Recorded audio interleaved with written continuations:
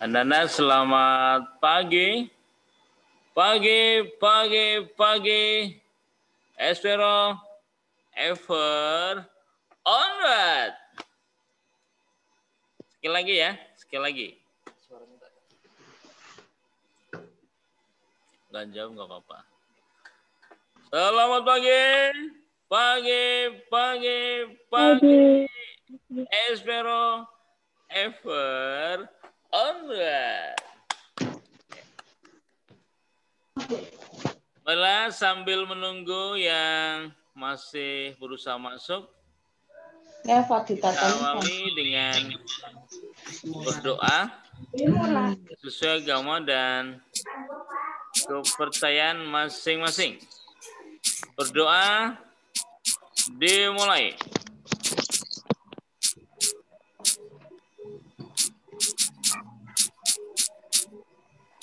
Cukup? Anak-anak selamat bertemu kembali dengan pelajaran PPKN bersama saya, Waridi. Kita berada pada semester kedua. Sebagaimana ada pada buku paket, buku teks kita, maka tema pertama pada semester kedua ini adalah keberagaman. Ya. Keberagaman suku, agama, ras, dan antar golongan dalam kerangka Bhinneka Tunggal Ika. Baiklah, kita mulai saja materi ini. Ya, kita klik sendiri sini. Nah, ini materinya ya.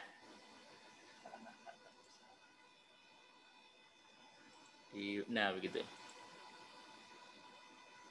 Apply. Apakah sudah bisa dibaca, anak-anak?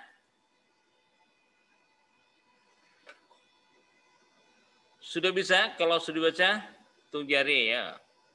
Sudah bisa? Ah, bagus. Oh, ini? Ini ya? Baik.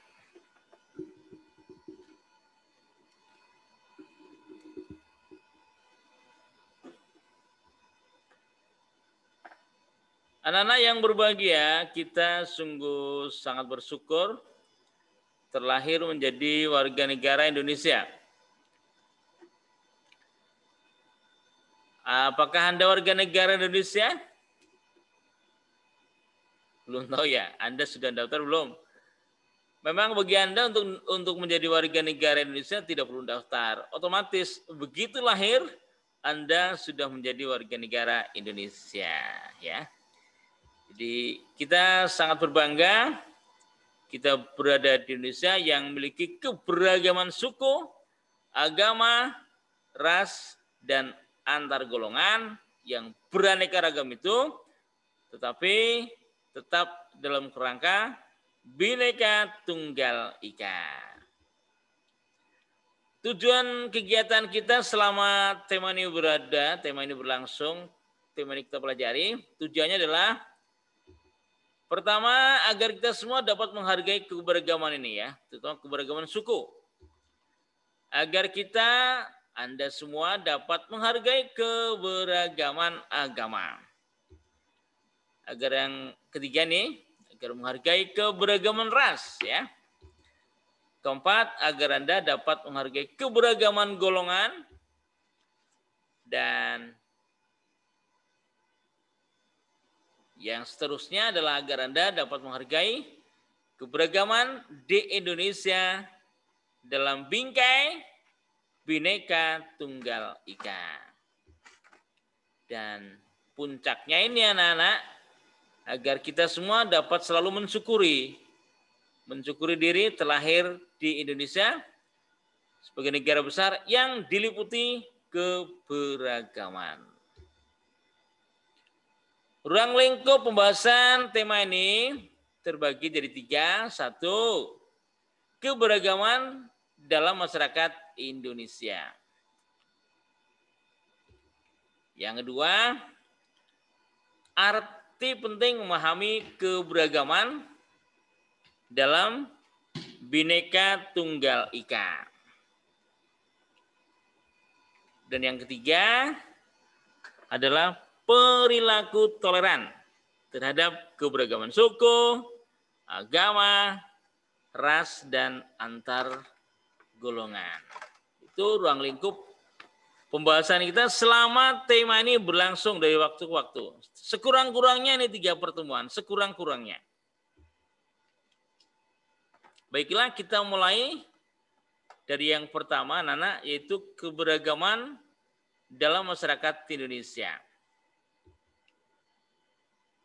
Ada yang bertanya kepada saya, mengapa Indonesia beragam? Mengapa di Indonesia terjadi keberagaman?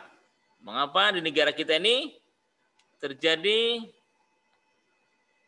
keanekaragaman banyak hal? Ya. Dan ini sebab-sebabnya ini. Anda bisa sambil melihat buku teks boleh. Yang pertama karena faktor keberagaman masyarakat Indonesia. Yang kedua keberagaman suku. Yang ketiga keberagaman agama dan kepercayaan. Yang keempat keberagaman ras. Dan yang kelima, keberagaman antar golongan. Kalau dilihat dari faktor penyebabnya, tadi yang untuk menjawab pertanyaan tadi, itu mengapa di Indonesia terjadi keanekaragaman. Ini boleh tak tarik ya? Sambil tak urek-urek gitu ya.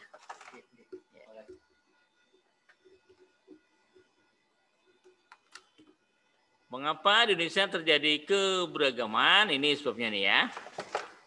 Ini kan faktor penyebab keberagaman ada 5, anak-anak ya. Pertama, karena letak strategis wilayah Indonesia.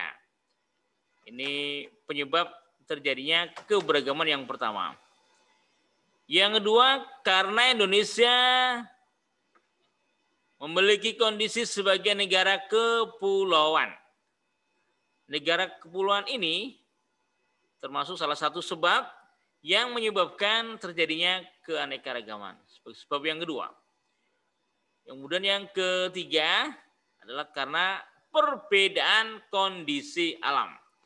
Kondisi alam yang berbeda dapat menjadikan negara Indonesia terdiri dari bermacam-macam hal, beragam, beraneka ragam. Yang keempat, karena keadaan transportasi dan komunikasi di antara kepulauan di seluruh Indonesia masih berbeda-beda. Dan yang kelima, ini faktor kelima, termasuk bagian faktor manusianya, yaitu penerimaan masyarakat terhadap perubahan. Itu ya, ini termasuk penyebab perbedaan. Kita lihat dari yang pertama, anak. Letak geografis Indonesia, yaitu yang sangat strategis. Sebagaimana Anda sudah sangat paham, Indonesia terletak di antara 2 benua dan 2 samudra. Benua Asia dan benua Australia dan Samudra Indonesia serta Samudra Pasifik. Nah, letak yang strategis ini menjadikan Indonesia sering dikunjungi oleh bangsa-bangsa lain di dunia. Sejak adanya penjelajahan samudra, Indonesia sudah dikunjungi oleh para petualang di dunia. Dan karena itu, faktor ini menyebabkan terjadinya keberagaman kebudayaan, ras, agama, dan bahasa. Jadi, kenapa bahasa kita sekarang bahasa Indonesia? Ini karena tak strategis, maksudnya. Mengapa di Indonesia ada banyak agama? Ini juga pengaruh dari letak strategis ini. Mengapa di Indonesia ada banyak ras? Ini juga salah satu sebabnya karena letak strategis Indonesia. Mengapa di Indonesia banyak kebudayaan? aneka kebudayaan ya, tidak sama. 34 provinsi berarti 34 macam kebudayaan gitu. Itu karena letak strategis Indonesia yang sangat baik ya, sangat menyenangkan, tapi menimbulkan keberagaman. Mengenai kondisi negara kepulauan menyebabkan perbedaan apa? Negara Indonesia yang kepulauan menyebabkan perbedaan dan keberagaman suku bangsa, bahasa, budaya, serta peranan laki-laki dan perempuan. Ini pulau-pulau yang berbeda, mereka memiliki suku bangsa yang berbeda, bahasa yang berbeda, kebudayaan yang berbeda, dan ini terkait dengan biasanya adat istiadat, di mana peran laki-laki dan perempuan kadang-kadang berbeda antar satu pulau dengan pulau lain-lainnya. Yang ketiga tentang perbedaan kondisi alam. Ini menyebabkan keberagaman apa? Perbedaan kondisi alam menyebabkan perbedaan bentuk rumah, ya. Perbedaan mata pencarian. Kalau kondisi alamnya pegunungan, mata pencariannya tentu saja pertanian. Kalau kondisinya pantai, mata pencariannya nelayan. Begitu. Jadi ini kondisi alam yang berbeda menyebabkan keberagaman mata pencarian yang diikuti tentu keberagaman makanan pokok. Ada yang nasi beras, nasi jagung. Berbeda ya. Ada yang nasi sagu. Kemudian pakaian juga jadi berbeda. Kesenian berbeda dan kepercayaan. Jadi ini perbedaan ini, keberagaman ini dapat terjadi karena perbedaan kondisi alam.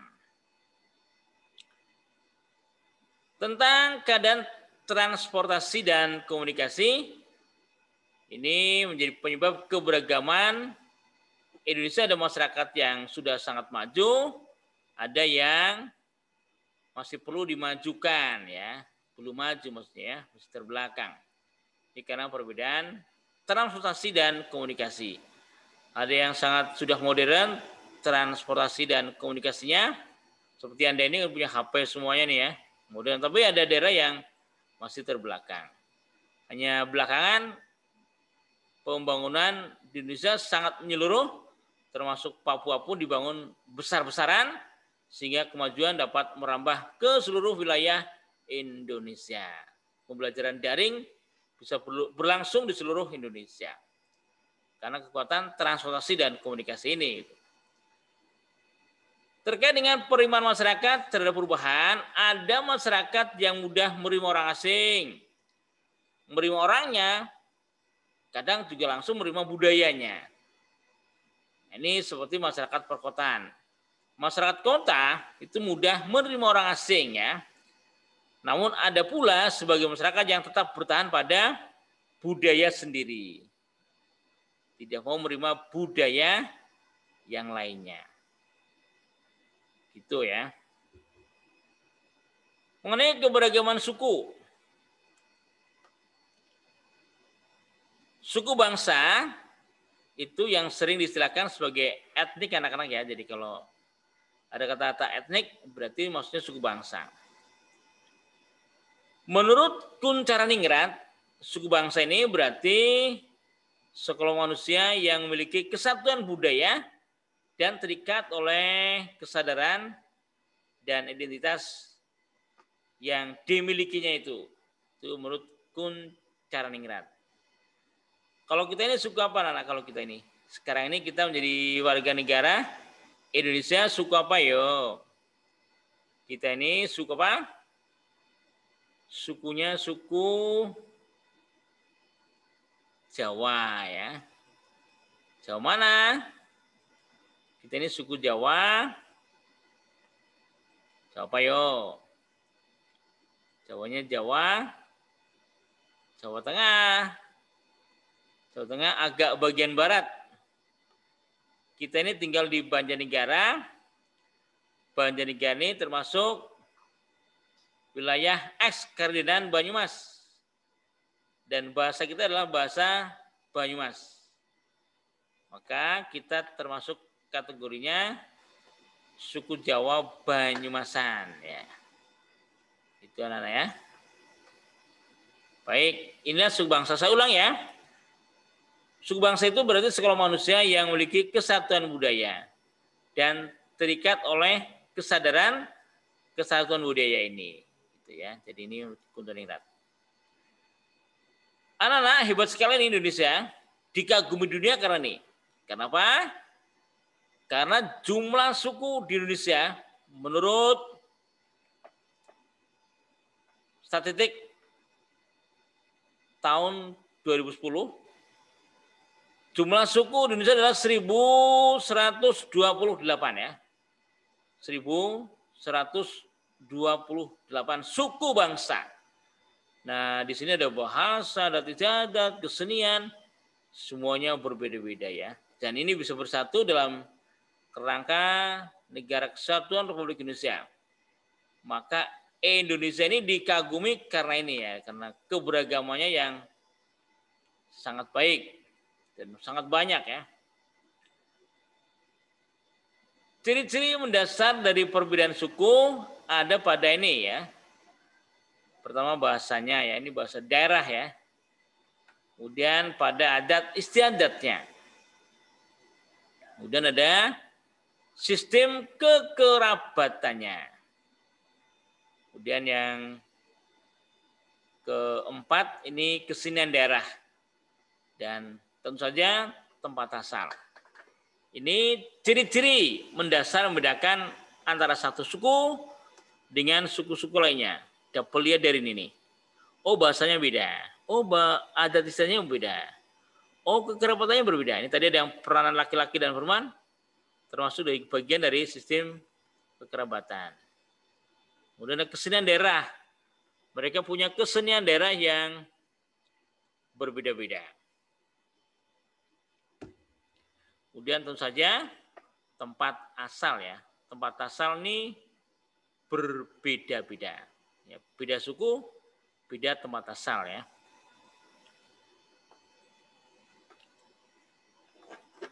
Kita lihat contoh-contohnya ya. Contoh-contoh suku bangsa. Kalau di Pulau Sumatera, di sana ada suku, ini Aceh ya, bukan Aceh ya, Aceh, Gayo Alas ya, Batak, Minangkabau, dan Melayu. Ini Gayo Alas ya, bukan Gayo Alasan, jadi ini Aceh. Aceh, Gayo Alas, Batak, Minangkabau, dan Melayu. Nah ini tadi nih, saya bilang nih, kita ini suku mana? Kita berada di Pulau Jawa, ternyata di Pulau Jawa ini ada beberapa suku. Suku Jawa, suku Sunda, suku Baduy, dan suku Samin ya. Suku Samin. Masih ada, masih hidup, masih berkembang dengan gaya hidupnya yang Samin. Gitu. Ini di Pulau Jawa. Dan kita di sini anak-anak ya, kita termasuk bagian dari suku Jawa. Jawa mana tadi saya bilang? Itu Jawa Banyumasan. Karena Jawa ini ada beberapa, itu Jawa Keratonan seperti Yogyakarta, Surakarta, Magelang, Sleman itu Jawa Keratonan ya. Kemudian kalau Pekalongan, Batang, sisi pesisir utara itu namanya suku Jawa Pesisiran. Dan kita nih di Jawa bagian Jawa Tengah ya, Jawa Tengah bagian barat, dekat dengan Jawa Barat ya. Kita berada di Banyumas, di wilayah eks Karesidenan Banyumas. Kita ini termasuk suku Jawa Banyumasan. Itu anak-anak ya. Di Pulau Sulawesi ada suku apa saja? Di Pulau Sulawesi ada Bugis, ada Manado, ada Gorontalo, dan ada juga Makassar ya. Ada Makassar.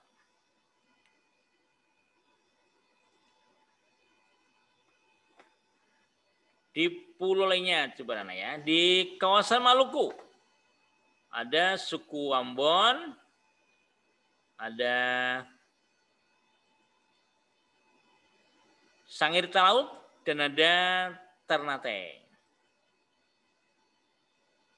Sedangkan di kawasan Bali dan Nusa Tenggara, ini ada suku Bali, Lombok, Bima, dan Timor. Di Papua ada suku Asmat dan suku Danir. Dan tentu masih banyak lagi anak-anak ya. Ini contoh tentang kondisi alam dikaitkan dengan perbedaan yang terjadi. Tadi ketika saya menyampaikan sebab perbedaan, ini contoh analisanya ya. Kalau masalah pegunungan, ini akan menggantungkan kehidupannya dari pertanian ya. Kalau di Banjarnegara ini ya berarti ini daerah Celapar ya, Pagentan, sangat pertanian ya, Pejawaran, Batur, Kalibening, ini sangat pertanian. Pandanarum, sangat pertanian ya. Karangkobar termasuk lah ya. Karena pegunungan. Ya. Jadi Banjarnegara sisi utara adalah pegunungan. Banjarnegara selatan pun pegunungan ya, yang perbatasan Kebumen itu kan pegunungan. Mereka juga mengandalkan pertanian. Yang kota ini yang bagian bawah nih ya, yang tepian jalan raya ini masyarakat kota. Jadi perbedaan mata pencarian yang mencolok ya. Pertanian dengan masa perkotaan, pegunungan dengan perkotaan biasanya di mata pencarian berbeda ya. Nah, dari kehidupan yang mengantungkan pada pertanian, maka berkembang kehidupan sosial budaya masyarakat petani. Maka keseniannya juga mengikuti ya, misalnya ada kalau di sisi utara, Banjarnegara sisi utara, ya ada embek ya, ini dari kehidupan pertanian. Kemudian pantai. Kalau pantai bagaimana? Kalau pantai itu mata pencariannya sebagai nelayan. Ya. Sebagai nelayan. Karena dekat dengan laut, tiap hari mereka melaut. Di laut adalah kehidupannya. Maka mata pencarian mereka dekat dengan kehidupan laut, yaitu nelayan. Memancing, atau kapal, atau pakai pukat ya. Mereka mencarikan untuk kehidupan. Kemudian dari mata pencarian sebagai nelayan berkembanglah kehidupan sosial budaya masyarakat nelayan. Maka berbeda ya antara yang mereka yang di sini bertani, di pegunungan bertani, dengan yang di pantai, nanti banyak perbedaan di sana. Itu mengapa antara suku bangsa terjadi perbedaan-perbedaan. Perbedaan ini terus berkembang dari waktu ke waktu ya. Nah ini anak-anak. Ayo. Coba ini salah satu pakaian adat dari mana nih ya. Coba ya nih, ini gampang nih. Ada mahkota. Seperti raja nih ya. Kira-kira dari mana nih ya? Ya. Betul. Ini dari Jawa Tengah. Ya. Nah, ini dari mana anak-anak? Ayo nih. So, gemerlap sekali ya, gemerlap. Ini kira-kira dari mana nih? Ayo, ini sangat gemerlap ya pakaian mereka. Nih, mahkotanya tadi berbeda ya. Kalau ini Jawa Tengah, ternyata lebih sederhana nih ya. Ini kan sanggul ya. Ini mahkotanya di rajanya ya, kayak raja ya. Penampilan raja. Ini mahkotanya wanitanya nih, yo. Ini penuh hiasan, penuh aksesoris. Ini mahkotanya juga. Dari mana anak-anak? Ini bagian dari Indonesia yang kita sangat cintai. Dari mana yo? Ya betul, ini dari Sumatera Selatan. Nah ini coba ini mudah sekali Pak. Apa dari mana nih? Ya ini adalah dari Papua. Ya ini pakaian adat dari Papua. Baiklah, ini ada adat istiadat ya. Dimana kalau remaja mau memasuki usia dewasa itu harus berani meloncat dengan ketinggian ini 2 meter nih ya. Ini 2 meter. Tingginya 2 meter ini anak-anak. Kemudian ketebalan atasnya ini 40 cm. Anda berani nih meloncat dengan ketinggian diameter ya. Dengan ketinggian 2 meter dan diameternya ini 40 cm tidak boleh menyentuh. Dan ini acara adat ya yang disaksikan oleh semua warga adat di sini ikut menyaksikan. Itu ya. Berani Anda? Ayo. Ini adat dari mana nih? Ya, betul. Ini adalah adat lompat batu dari Nias ya. Ini sudah sangat terkenal dan ini mengundang wisatawan datang ketika acara berlangsung.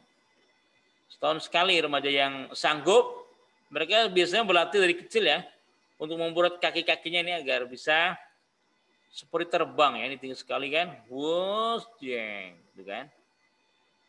Ini adat lompat batu dari Nias. Kita nggak ada ya di sini ya. Nah ini ada lagi nih adat nih. Ini pemuda yang menaiki sapi. Pemuda yang menaiki sapi nih ya.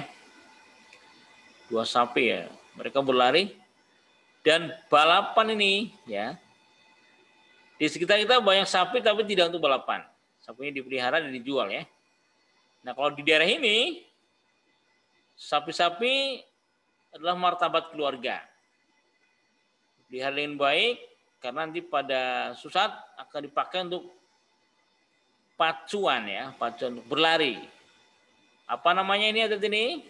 Ya, namanya adalah karapan sapi dari Madura. Baiklah saya tak ngambil materi lain ya. Ini Mas. Pak Ahmad. Mengunggahkan yang materi ini. Ini ada deh, ini deh. Nah, ini deh. Ya.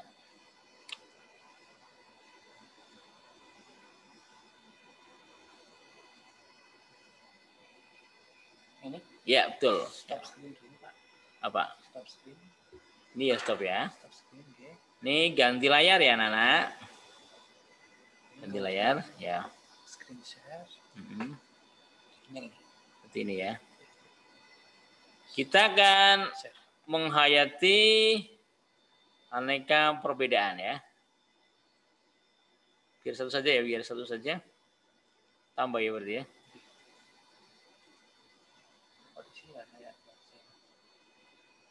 Ini bukan PowerPoint, ini biasa. Buat tujuannya dilebarkan saja. Bisa? Harusnya ini harusnya. Ya ini. Ini ya. Bisa nggak? Nggak bisa ya di sini ya. Ya. Kita akan mempelajari statistik suku bangsa dan nanti hari ini untuk Anda satu tugas mandiri ya. Untuk dikerjakan dan dasarnya ini ya. Anda bisa cari materi ini di Google atau Mozilla, tergantung mesin pencari Anda. Dilebarkan, coba satu, naikkan saja biar tidak seperti itu. Bisa kan? Nanti Anda menjawab materi tugas mandiri dari ini ya. Ya nggak apa-apa, kita geser-geser ya. Ya, ini misalnya kita belajar dari ini digeser sana ya. Oh ini apa? Ininya? Oh ini, oh gitu ya. Baik. Seperti jangan. Oh tak tunjukkan ding. Ya baik. Kita belajar dari daerah Nangro, Aceh, Darussalam. Di sana ada makanan khas daerah. Timpan, masak udang cumi, gulai Aceh, dan daging masak pedas. Begitu. Dan kalau masih banyak lagi ini ya, korma kambing, banyak sekali ya. Gulai kepala ikan, ada kanji rumbi, dan lain-lain. Di Aceh ada juga tarian tradisional yang mendunia. Ini sedati ya, ini pakaian adatnya. Apa tarian Aceh yang sudah mendunia adalah ini. Ini saman ini. Ini saman menjadi tarian yang memperoleh penghargaan dunia. Hebat sekali. Kemudian juga tari sedati. Ini juga sangat terkenal ya. Tapi yang hebat sekali tari saman ya, dikagumi dunia. Indonesia ini hebat nih. Ada tari saman ya. Dan banyak tari-tari lainnya ya ini. Sangat banyak. Rumah adat, ini Aceh ini rumah adatnya ya. Namanya Rumoh Aceh atau rumah Krong Pade atau berandang. Ini rumahnya seperti ini ya. Ini kalau banjir nggak kena banjir ya, asal tidak tinggi ya. Kalau banjirnya 1 meter ini nggak kena nih. Untuk masuk rumah harus naik tangga nih ya. Itu namanya rumah Krong Pade. Ini rumah adat Aceh. Dan Aceh punya senjata yang bisa mengusir penjajah. Hebat kan? Apa nama senjatanya? Nama senjatanya adalah rencong ya. Rencong ini ya, rencong. Rencong Aceh sangat terkenal, dipakai oleh Cut Nyadin dan Tukumar. Ada lagi yang lainnya, ada sikin panyang, klewang, dan pedung serta pedung on tube ya. Kalau di kita pedang lah ya. Ini ya. Ini rencong ya. Hebat sekali. Itu Aceh ya. Berikutnya masih di Aceh nih ya. Ada lagunya Bungung Jumpa. Suku-suku yang di sana apa saja? Aceh, Gayo, Alas, Kluet, Melayu, Tamiang ya. Haloban, Sukulai, Julu, Singkil, Anuk Jame, Simelu, dan Pulo ya. Ada suku namanya Pulo ya. Kemudian bahasanya apa saja? Bahasa Aceh Gayo, Alas, bahasa Tamiang, bahasa Simulue begitu. Pakan adatnya namanya Pidi ya, ini namanya Pidi ya. Pakan adat Aceh. Kemudian alat musik tradisionalnya namanya serunikale ya. Itu dari Nangro Aceh Darussalam. Yang berikutnya misalnya dari Provinsi Sumatera Utara, dari Sumut ya. Ibu kotanya Medan ya. Apa makanan khas dari sana? Ada lalamak, ada sangsang, bika Ambon. Nah, jadi makannya sih dari Medan ya. Tapi bika Ambon. Kita juga sering makan bika Ambon nih ya. Itu makanan khas Sumatera Utara, tapi namanya bika Ambon ya. Ini nama keindonesiaan berarti ya. Gulai tumbuk daun singkong. Nah, itu dari Sumatera Utara. Tari tradisionalnya apa? tari serampang 12. Ini juga sangat terkenal nih. Tari tortor ya. Kemudian tari maina ya. Ini di Nias juga kan tadi ada Nias. Kemudian tari pesta gembira. Tari Kuala Deli Tanjung Katung Medan. Tari bolo-bolo karo. Nah, gitu ya. Tari ngari-ari karo dan seterusnya. Dan rumah adatnya namanya bolon nih. Ini juga pakai tangga nih. Di rumah-rumah di sana berani banjir ya, karena tinggi ya. Ini kalau masuk balai-balai rumah kita harus naik tangga baru masuk di sana. Jadi kalaupun banjir nanti di sini ada air banyak, kita tetap aman, tidak kena banjir ya. Di Jawa nggak begitu ya, nggak pakai tangga ya, kita langsung lantai saja. Kemudian ada itu namanya rumah adat bolon tadi ya ini ya. Ini tarinya yang tergambar tari tortor dan ini pakaian adatnya nih, adat karo ya, adat karo. Di sana juga ada senjata tradisionalnya, namanya pisau surit, hujur, podang, dan belati. Kalau kita pedang ya. Masih di Sumatera Utara ada apa bahasanya? Bahasanya adalah bahasa Batak ya. Pakaian adatnya tadi namanya karo dan suku apa yang ada di sana di Sumatera Utara? Ada suku Karo, Batak Simalungun, Batak Fakfak, Batak Angkola, dan Batak Toba, Melayu, Nias, Batak Mandeling, dan Maya-Maya. Nah, itulah data statistik suku bangsa dari Sumatera Utara, ibu kota Medan. Berikutnya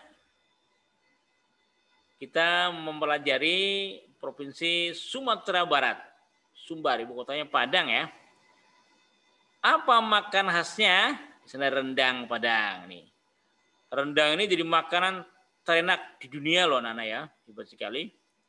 Ini di Indonesia rendang ya. Rendang Padang. Lepat ketan, gulai pangkek, paniaram, daging asem pade, ayam bakar Padang. Nah, dan masih banyak lagi ya tentunya.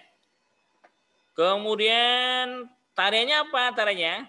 Yang terkenal dari sana adalah tari Baralek Gadang, tari Indang Minangkabau, tari Rantak Minangkabau, tari Galombang Minangkabau, tari Piring Kubudurian, tari Piring Kuduburian Padang, tari Pasambahan Minang, tari Indang Bedinding, tari Sabala Sumatera Barat, tari Payuang Padang. Dan rumah adatnya ini sangat bagus ya. Ini kayak tanduk kerbau. Ini namanya rumah gadang. Juga pakai tangga ya, untuk naiknya pakai tangga. Kita bisa melihat ini di Taman Mini Indonesia Indah ya. Kalau Anda pernah sana, sekalipun belum ke Padang, kita bisa menikmati sentuhan rumah adat, rumah gadang di Taman Mini Indonesia Indah. Ini ya. Ini juga ada tangganya, jadi aman dari banjir. Apa senjata tradisionalnya? Ini namanya karih ya, kerambit. Ini senjatanya nih ya. Namanya karih. Ini tadi rumahnya, ini senjatanya. Ini tari payung ya. Tari payung juga terkenal ya. Tari payung dan tari pinang ya. Ini juga sangat terkenal. Lagu daerahnya apa? Nah, ada lagu Den Lapeh, Barek Solok, Dayung Palinggam, dan lain-lain ya. Baiklah, nanti ada tugas mandiri yang dasar jawabannya Anda bisa lihat di sini. Anda bisa nulis di Google, pakaian adat daerah, nanti akan muncul seperti ini. Dan Anda bisa menjawab pertanyaan dari Pak Wardi dasarnya ini. Supaya jawabannya betul semua begitu. Ini Begitu. Dan mengakhiri pertemuan ini anak-anak sebagai kesimpulan ditampilkan semuanya. Mengakhiri pertemuan ini anak-anak, kita menghayati keberagaman di Indonesia yang luar biasa. Pertama, bahwa keberagaman itu, keberagaman suku dan segala aspeknya harus dipahami sebagai kekayaan. Kekayaan. Bukan menjadi penghambat untuk kita bersatu, tapi justru kekayaan kita bersama. Jadi walaupun beda suku, kita tetap bersatu dalam kerangka Indonesia yang berbineka tunggal ika. Berbeda-beda tapi tetap satu juga. Demikian, nanti bertemu kembali di WA. Akan bagi link dan Anda mengerjakan tugas mandiri. Satu saja, tapi dikerjakan dengan sebaik-baiknya hari ini. Tidak ditunda untuk waktu lain. Sehingga nilainya 100, 100, 100. Tugas mandiri itu nilainya 100.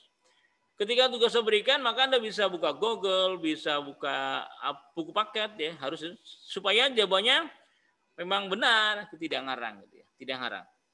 Jawablah dengan dasar materi, tidak ngarang sendiri. Begitu, terima kasih atas perhatiannya.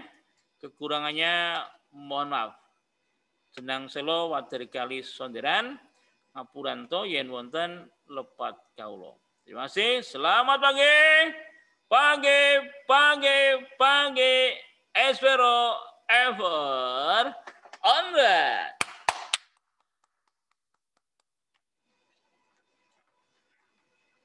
Gitu.